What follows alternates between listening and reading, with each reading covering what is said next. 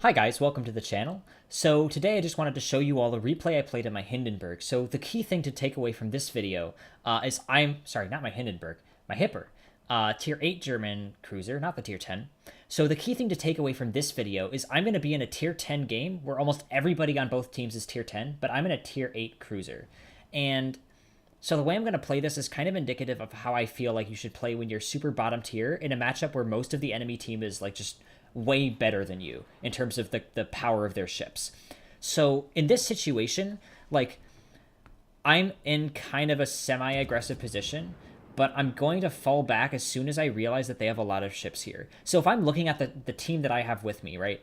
So I have my Alabama with me. I have my Minotaur in about E7. I have 2 destroyers. And the enemy team is going to have a lot of, at least one tier 10 battleship and one tier 10 cruiser.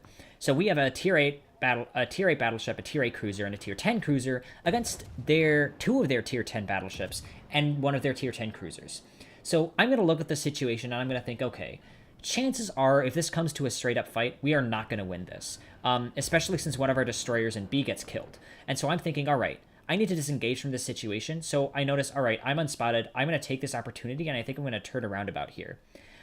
So the reason I disengage is because I want to kite these guys away. I want to keep the engagement at long range where I can hopefully make sure the battleships miss their shots. Because if I try and fight these guys at close range, they're just going to kill me so quickly. And in fact, they actually almost do, which we'll get to that point a little later in the video. So at this point, I'm just kind of trying to run away. I'm going to start shooting at this Alsace. But in this situation, like, what you really need to do is play to your team.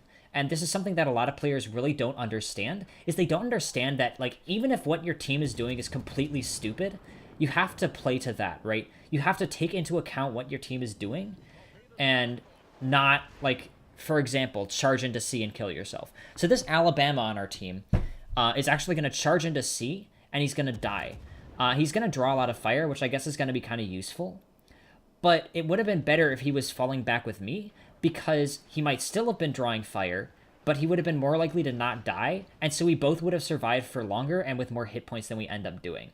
But what he's going to do is he's going to charge into C, because I guess pushing is always the best solution, right? So if you look at the way our team is distributing, they've all pushed into A, and they're all just kind of chilling there, right? So they're not really doing a whole lot while they're down there. They capped the zone, which is great, but now they're pushing through the zone, and they really don't need to do that. They need to think about trying to cap the other zones, capping B, right? So if we look at most of the enemy team, most of them right now are kind of spread out around B and C. If our whole team right now were to pull a hard right and charge into B, they'd probably cap it, they'd probably kill the guys there, and they'd probably take the point. But they're not doing that, and we have to take that into account, right? So in that situation, right, I'm noticing, all right, my team at A is basically not doing anything. If I stay up here in this position, I'm just going to die. So I just have to run away, right? I can't make plays as though my team is playing smart. I have to play to my team, even if what my team is doing is completely stupid. So that's what I'm going to do. I'm just going to run away. So even though I'm completely down-tiered, right, the enemy team ships are way better than mine. What I'm doing is I'm just playing passively. I'm trying to keep myself alive because I recognize that nothing I can do against these guys is going to work if I try and push in, right? Like, they have destroyers because our Khabarovsk is right now on the 10 line, and I believe our Yagumo got himself killed in in B, so we really don't have vision on them. They do have destroyers. They have an Akazuki and a Gearing. They also have 3 battleships. All of them are tier 10. We just have an Alabama, right? We're not going to win this fight, so I'm just going to run away. That's just what you have to do in this kind of situation. In the meantime, I'm shelling this Yamato. I notice that no one is aiming at me, so I feel safe doing it, and then the Alabama dies. So as soon as the Alabama dies, I need to try and go undetected, because you'll notice as soon as he dies, suddenly they focus on me, right? So a tip to think about when you're trying to stay alive in your cruisers is to try to think about, like, who else the enemy team has to shoot at, right? So, like, if I'm that Grosser Kurfürst, who's spotted for him? Right now is just me. Well, right now I'm undetected, but earlier it was just me. So if you're on a flank and you're wondering why you keep getting focused, try to think about where your team is and whether or not the enemy can see them or shoot them easily. If you're putting yourself in positions where you're the only thing the enemy team has to shoot at, they're going to shoot at you. They're not just going to not shoot at you out of courtesy, right? So that's why I've fallen so far back, because I know that, like, the Alabama is going to die no matter what I do. The Minotaur died no matter what I did, right? So, like, I have to recognize that, okay, when they die, I'm going to be the last one alive on this flank, and I just need to, like, put myself in a position where I'm not going to be the focus of the entire enemy team.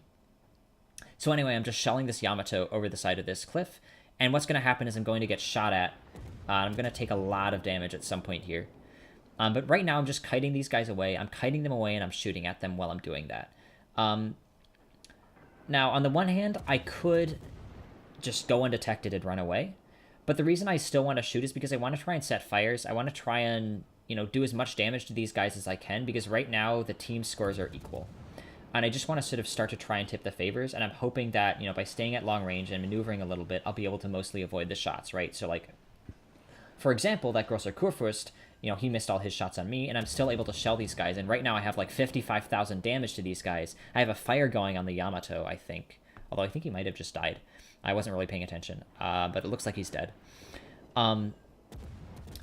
But so I'm just shelling these guys, and I'm doing tons of damage to them. So I have 60,000 damage, even though I'm a tier 8 cruiser, and I was alone, basically, on a flank against a bunch of tier 10s.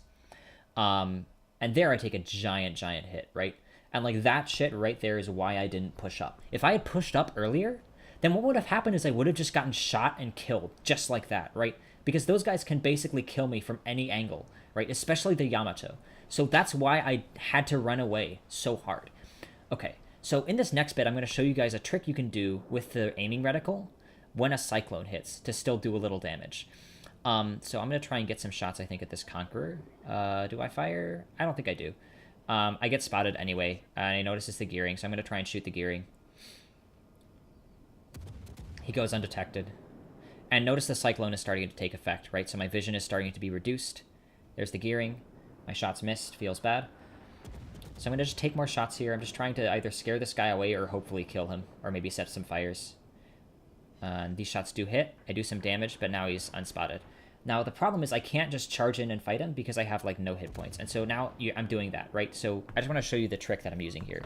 I don't think I hit this guy because my dispersion isn't very good when I'm not auto-locked on him. And he's a destroyer who's rapidly maneuvering. But what you can actually do is if you look at the sort of cursor down in the minimap that sort of shows where you're aiming, when there's a cyclone on, you can actually aim at the enemy ships using the minimap. And sometimes you can get pretty good results, especially shooting at battleships. It's a little tough to do, and there is a lot of RNG to it, because when you're not auto-locked onto a target, then your shots have really bad dispersion. I'm basically firing blind here, and that my chances of actually hitting someone, unless my aim is spot on, are pretty low. So I'm just going to keep trying to shell these guys. The North Carolina dies, so my aim was a little bit off with him, a little bit too far to the left. But, like, this is how you can still do damage in situations where you're on low health during a cyclone. The cyclone is actually helping me a lot here, because I'm able to, like, at least put some fire into these guys without taking any fire in return, because they can't see me. I'm not spotted, right? Because they don't have ships who are able to spot me through the cyclone. So I'm just going to keep shelling these guys as they're pushing into B, and that's just what I'm going to do, right? So the broad thing that has allowed me to do this much damage, even though I was almost completely alone on a flank against a ton of tier 10 battleships in my tier 8 cruiser, is honestly that I just identified that, like, okay, I can't really pick fights with these guys, so I just have to kind of run away.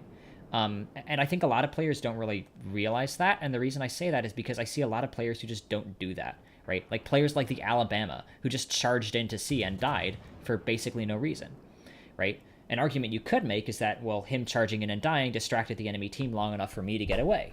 And you could say that. But here's the thing. If he had come away with me, if he had run away with me, he's a lot slower, so he'd be closer to the enemy team, so they'd likely be shooting him instead of me. If he's further away from them, their shots are more likely to miss, he can angle a little better, he'd be likely to survive. So if he had ran away with me, instead of staying in C and charging in, what actually probably would have happened is he would still be alive, and I would have a lot more hit points, right? Because he pushed into C, he died really quickly, and then the enemy team was just like, hey, look, it's a Hipper, let's just shoot him. Now, in this situation, I'm getting a little closer. The reason I'm getting closer is because I'm frustrated, well, I'm a little frustrated with shooting things blind. And the other thing is, I noticed that this Hipper has a Yamato, like, right next to him, right to his flank. Or the Hindenburg, sorry. Has a Yamato right to his flank, right? And so I realize, okay, if I come into gun range of him, what's the likelihood that he's going to shoot me and not the Yamato that's like 2 kilometers away and is shooting him? I'm guessing pretty low. There's a chance he might shoot me, but the way I'm looking at the scoreboards right now, I'm thinking, okay, we're likely to win. We have a lot more ships. We have all the caps. It's not the end of the world if I die, and I do want a lot of damage, and my HE will fuck this guy up. So I'm just shooting this guy. I'm shooting him. And you'll notice I'm aiming sort of more for the superstructure with my high explosive because it's more likely to get pens. He actually focuses his secondaries on me, and they nearly kill me, so I get a little too close. But I'm able to kill him. So even though I was on like 800 health for that entire last half of the game, I'm still able to do another extra 20,000 damage, and the game's not even over yet. And part of the reason I was able to do that was, kind of because of the Cyclone. But I think in this situation, I would still have been able to do that, and maybe even more without it. Because, like, the enemy team was basically brawling with my whole team in B. So, like, they were probably going to be a lot more distracted by all of my battleships right there than by the Hipper shelling them from fucking 10 kilometers out. So I think if there hadn't been a Cyclone, I actually would have ended up with more damage this game. But I was able to use that Cyclone trick to be able to hit the enemy ships. If I'd been a little better with my Cyclone aim, I probably would have been able to do more damage to the enemy battleships. But, what can you do? So in this situation, the Grosser Kurfürst, I think, is probably going to push into B. So I'm actually going to drop preemptive torps on him. I'm going to turn in a little bit. And then I'm going to turn away to try and get behind that island in the middle of B. And I'm going to drop torpedoes right... Let me just grab the mouse cursor. I'm going to drop them right through this little passageway here. And the reason I'm going to do that is because I think that this Grosser Kurfürst is going to push around this island into that little gap and try and take B. So I figure if I can get my torps in there and then he gets spotted. So I think, all right, well, that definitely gives me a sign. So what I'm going to do is I'm just going to drop my torps right through here. I'm kind of checking back to see if the friendly torps are going to hit me, and they're not. So I drop my torps, and then I'm going to turn away and get behind this island, because I don't want the Grosser Kurfürst to kill me. I've already done 90k damage in a ridiculously tier 10 game. I want this to be a really good game, so I back off and I get behind the island. Now, what's really going to suck is these torps are going to almost nail this guy, which sucks because I could have done so much damage if these had hit him. But he's actually going to avoid them just barely. He's turning, I think, to his left now because he's spotted them. I'm going to shell him, and look at that. Oh, that's just the worst. But anyway, I'm going to get behind this island. I'm able to get away. He doesn't shoot me even though he's, focused on me. I try and put a couple more shots into him. And now what I'm going to do is I'm just going to get behind this island. Now, I'm not going to sit right behind it. I'm actually going to back off a little further. So when you're shelling from behind an island, you have to be conscious of your gun arcs, right? So, for example, if I was in, like, a Cleveland, I'd probably be able to just park right immediately behind this island and shoot at the Grosser Kurfürst. But I'm not. I'm in a Hipper. And the Hipper does have really good gun arcs in that it's really... well, they're good and bad. The good thing about them is that when you're in open ocean, the shells travel really fast, which makes it pretty easy to hit moving targets in open ocean, even at long range. The disadvantage is in a situation like this where I have to shoot over an island, right? So even though I'm pretty far away from it, I still nick the top of it. Just because of the low gun arcs that this ship has, which kind of sucks. But the reason I'm behind this island and not just charging this guy down is because all he need to do is focus his secondaries on me and he could, like, kill me from pretty far away. So I'm just going to sit behind this island and shell him. And that's going to be the rest of the game. I'm just going to sit behind this island and shell this Grosser Kurfürst. So I'll just fast forward now to the end plates just to show you the end result I end up having.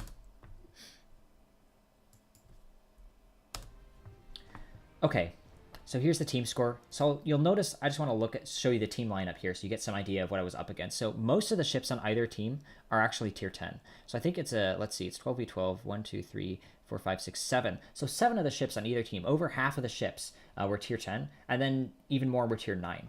So this just goes to show you that, like, even though I was in this horrible matchup, I'm in a reasonably squishy tier 8 cruiser against a bunch of tier 10 battleships.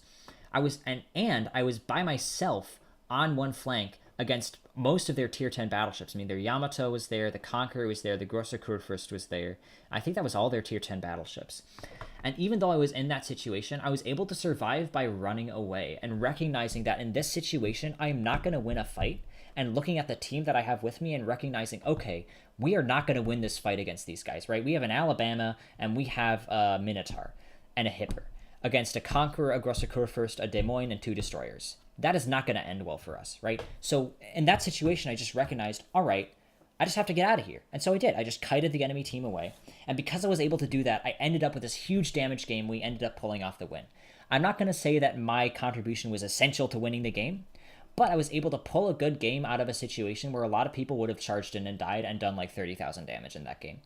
So there you go. That's why you should be able to identify when your team is going to win a flank, when it's not going to win a flank, when to push, and when not to push. And that's a really important skill. Yeah. So I hope you guys enjoyed the video. If you liked it, feel free to drop a like and feel free to subscribe. I try to upload videos a couple times a week. There you go. Happy sailing.